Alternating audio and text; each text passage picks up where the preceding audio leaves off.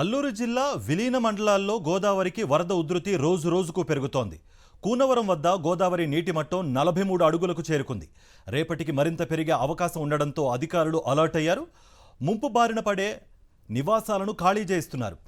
ట్రాక్టర్లు, ఆటోలు తదితర వాహనాల్లో చేతికందన సామాన్లతో పునరావాస కేంద్రాలకు తరలి వెళుతున్నారు. తరచూ వరదల బారిన పడుతున్నా ప్రభుత్వం సరైన చర్యలు తీసుకోవడం లేదని నిర్వాసితులు వాపోతున్నారు.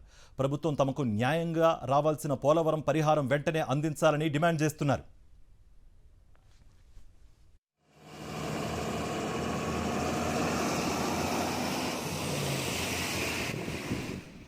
మరోవైపు ఏజెన్సీలో పలు ప్రధాన రహదారులను వరద నీరు ముంచెత్తుతోంది.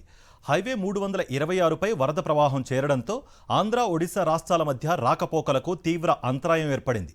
ఇటు కూనవరం, భద్రాచలం ప్రధాన రహదారిపై వరద నీరు చేరడంతో ఆంధ్ర, తెలంగాణలోని పలు గ్రామాలకు రాకపోకలు బంద్ అయ్యాయి. దీంతో వాహనదారులు తీవ్ర ఇబ్బందులు ఎదుర్కొంటున్నారు.